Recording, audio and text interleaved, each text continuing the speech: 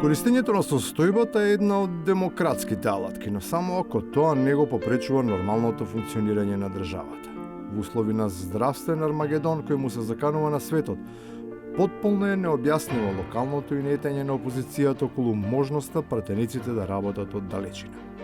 Во низата неаргументирани ставови, во рубриката вонвременски се издвојува оној околу евентуалната адаптација на таа работна платформа. И дали секој пратеник ќе има домашни услови да може да учествува онлайн во собрание.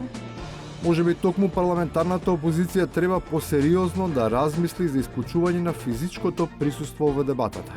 Оди токму тоа придонесува да се увиди отсуството на концентрација и тоа баш кај оние, новодојдените, од кои се очекуваше со своето учество и партиципација да дадат специфична тежина. Почитувани пратеници, почитувана јавност, пред нас го имаме ребалансот на буџетот кој властта очекува да биде усвоен, кај што остава простор.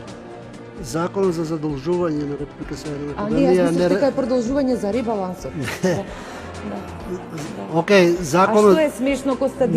Не е смешно, никому Што е ништо. смешно? Океј, сега точката е задолжување на Република Северна Македонија. Повелете. Повелете, океј. Тогаш се повлекува. За разлика од Василевска, Бугарија е решена да не се повлекува. Таа обстојува на своите ригидни позиции без намера да попушти.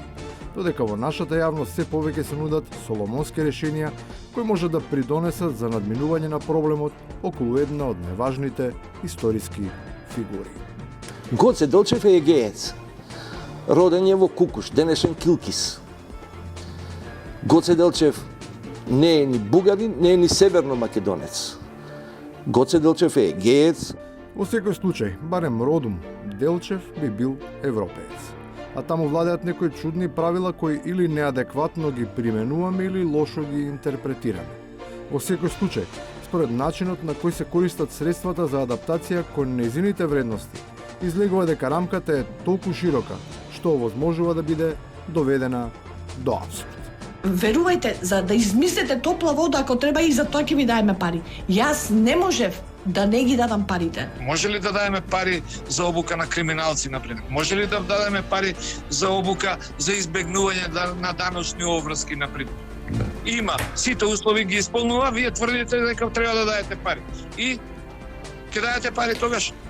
Парите се проблем, не само кога се трошат спротивно од правилата, туку и кога се расфрлаат без никаков резон. Во таков случај, сега исправени пред сериозноста на ситуацијата, дилемата ја отвараат токму оние кои изгледа не сакале да ги чујат одговорите, и тоа баш тогаш, кога се поставува тие прашања. Значи, каде е проблемот? Тоа го прашувам. Проблемот е што оваа држава со години наназад многу малку се одвајаше за здравство. И да за глупошти се даде пари. Добро, тоа е вообичаен одговор, го знаеме, го знаат и граѓаните. Па кога го знаете, што ме прашувате? И на крајот, за прашањето кое навистина ја мачи јавноста. Мислиш дека Сорос исчезна од Македонија? Некои викаат дека е веќе мртов, не знам за тоа, и дека има некој клон или... За жал, некои да бидат клонирани се уште ќе веруваат во теории на конспирации и во непријателски заговори.